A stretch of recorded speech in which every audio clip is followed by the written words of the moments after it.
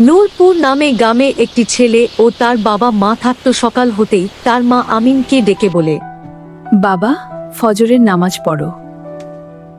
আমিন দেরি না করে অজু করতে চলে যায়। আমিন নামাজে দাঁড়িয়ে দোয়া করে, আল্লাহ, তুমি আমাদের সবাইকে ভালো রেখো। আমিনের বাবা চিন্তিত মুখে বসে আছে। আজ কাজ নেই, কি হবে? আল্লাহই জানে। আমিন চুপচাপ শুনছে, চোখে দুঃখ। আল্লাহ, তুমি আমাদের দিকে ফিরে তাকাও। আমিন বাইরে বার হয়েছে গ্রামের রাস্তায়। হাঁটতে হাঁটতে দেখে একজন বৃদ্ধ মানুষ বসে কাঁদছে। বৃদ্ধ মানুষকে জিজ্ঞাসা করল, চাচা, আপনি কাঁদছেন কেন? আমি খুব একা। আল্লাহ আছেন, ভয় নেই। আমিন নিজের রুটি বের করে দেয়। বৃদ্ধ রুটিটা খাই আর বলে, আল্লাহ তোমায় ভালো রাখুক। আমিন বাড়ির পথে হাঁটছে।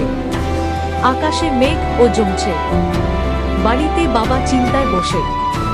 হঠাৎ একজন লোক আসে আর বলে, আপনি কি কাজ খুঁজছেন? হ্যাঁ ভাই, আমি কাজ খুঁজছি। আচ্ছা ঠিক আছে, কাল থেকে আপনি আমার অফিসে কাজে আসবেন। আমিনের মা আল্লাহর কাছে বলে, আল্লাহ তোমার প্রতি হাজার ও শুকরিয়া, তুমি রিজিকের মালিক। সব আল্লাহর রহমত। আমিন মসজিদে গিয়ে আল্লাহর কাছে দোয়া চাই। আল্লাহ তোমার প্রতি ভরসা রাখলে আপনি কখনো ফিরিয়ে দেন না, আপনার প্রতি লাখো শুকরিয়া। বাবা কাজ থেকে ফিরেছে, বাবার মুখে হাসি। আজ ভালো দিন ছিল। আল্লাহ আমাদের কথা শুনেছেন। আমিন ঘুমানোর দোয়া পড়ছে। মা আমিনের মাথায় হাত বুলাচ্ছে।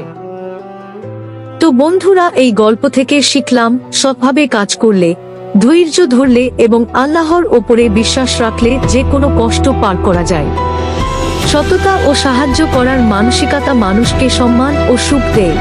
তো বন্ধুরা, গল্পটা কেমন লাগলো? এমন গল্প পেতে সাবস্ক্রাইব করুন। আল্লাহ হাফেজ।